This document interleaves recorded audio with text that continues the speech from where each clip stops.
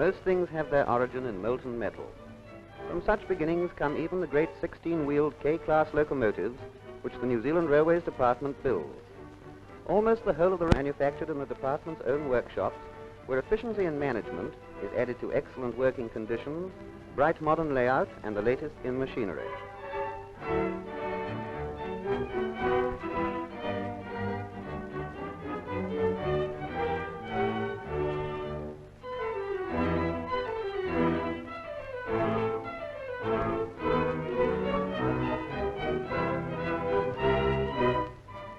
Youth always wants to see the wheels go round, and probably we've all shared this little chap's ambition to drive a railway engine at the head of an express train.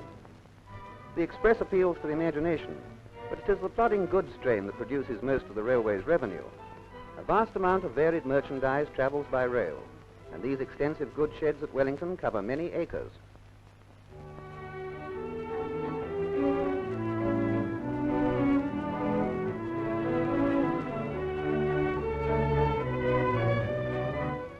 Wellington, the capital city of New Zealand, is the southern terminus of the North Island's main trunk line.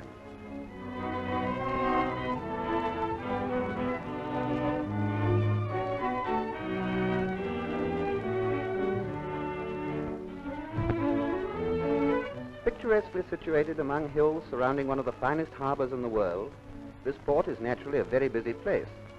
Here, as at other ports, the railways provide valuable service, especially for New Zealand's chief exports: wool, meat, butter, cheese, and fruit. The Wellington Railway Station is the largest in New Zealand and is a handsome addition to the city's buildings.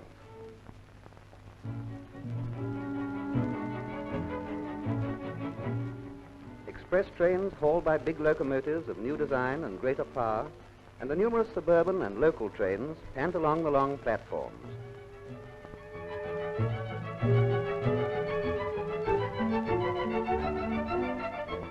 Here is the terminal for the fast electric multiple units which serve the suburbs to Johnsonville, while fast rail cars of modern design glide in and out on their journeys from and to Taranaki, Hawke's Bay, or the Wairarapa.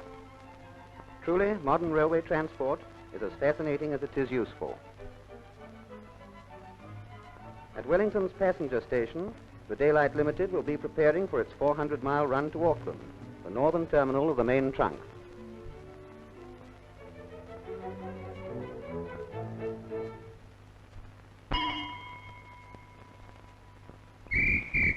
I wonder how many greetings and farewells are exchanged on the railway station in the course of a year.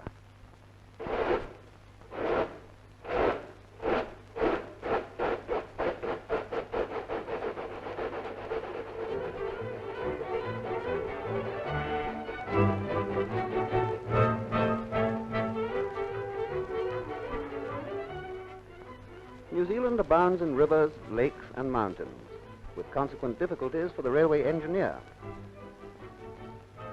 Bridges range from the 1¼ mile span over the wandering Rakaya River to the lofty Makohine Viaduct, and very steep grades have to be climbed.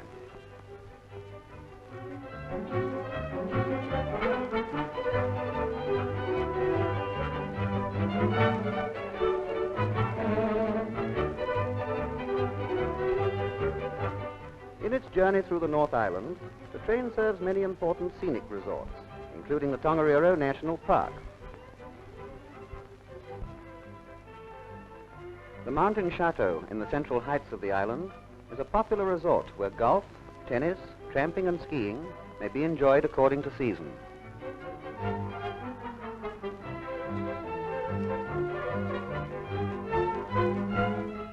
A feature of railway travel in New Zealand is a provision of refreshments at various stopping stations.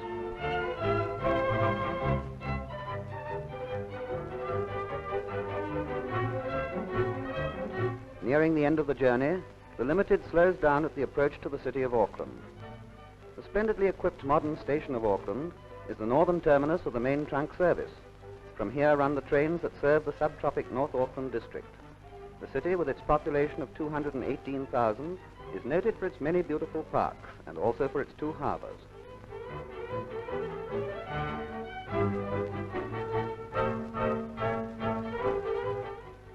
From Auckland leaves another important train, the Rotorua Express, serving the great thermal region centering on the world-famed spa, where various forms of curative treatment are provided.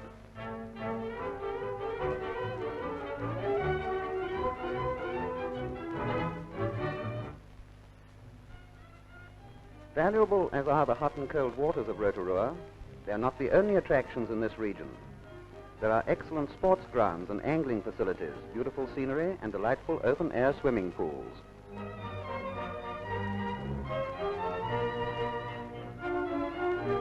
The Maori people, with their picturesque costumes and customs, are another interesting feature of Rotorua.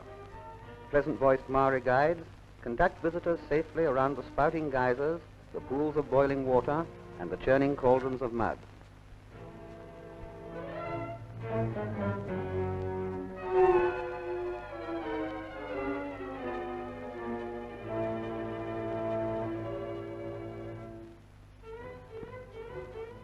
And now away to the South Island, where the trains are just as important factors in carrying on the country's business and in helping people to see the scenic beauty of the South. Littleton is the southern port for the Inter-Island Express steamer service, and from here electric trains run to Christchurch, the South Island's largest city. Christchurch, usually considered the most English of New Zealand's cities, stands on the broad sweep of the Canterbury Plains, along which the South Island main trunk trains have about 100 miles of flat country to traverse. Canterbury is the chief wheat-growing area of New Zealand.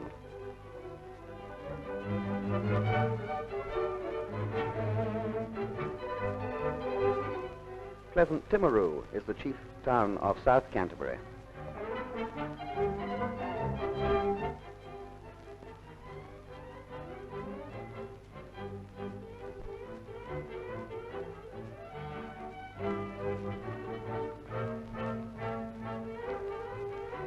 Oamaru is the driver and his fireman.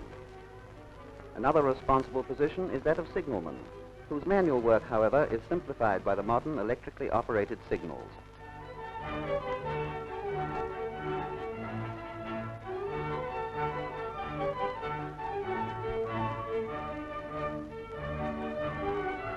Dunedin, the principal city of Otago province, was founded by Scottish pioneers in 1848, and today is New Zealand's fourth largest city, and still quite Scottish in character.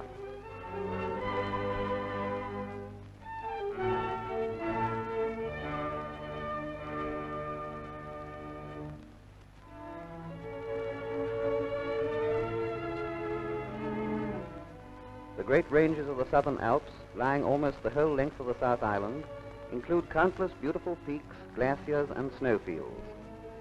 Mount Cook, of which the Maori name is Aorangi, is 12,349 feet in height, and in this region is a popular holiday resort, the Hermitage. The Southern Alps are, of course, greatly favored by winter sports enthusiasts, and they have their own charm in summer as well.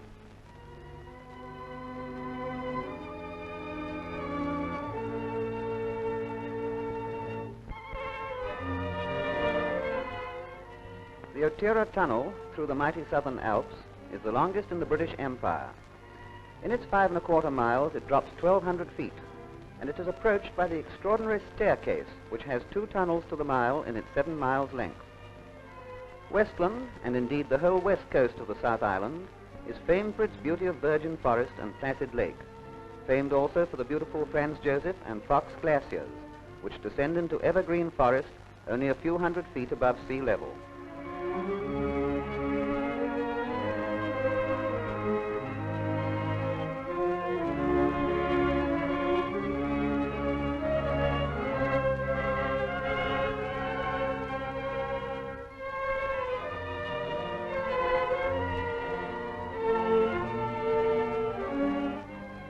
The West Coast, which has abundant deposits of excellent coal, is an important mining area.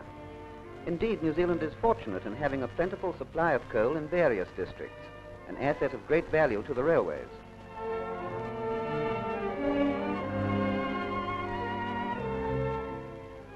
Security for the passenger is assured by the most modern safety appliances, a very high standard of track maintenance, and constant vigilance on the part of the staff of 25,600. The tablet is the driver's authority to take his train on to the next station on the track. Tablets are exchanged automatically as the train passes. If the driver does not receive the correct tablet, the train will be stopped immediately. But on the more important sections, a modern three-color light system of control is used.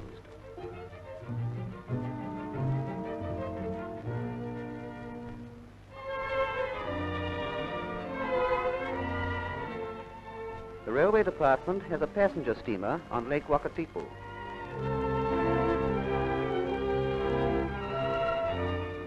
The first section of railway in New Zealand was built in 1863. The great development of railway services since that year has been necessary for the attainment of the country's present high standard of prosperity.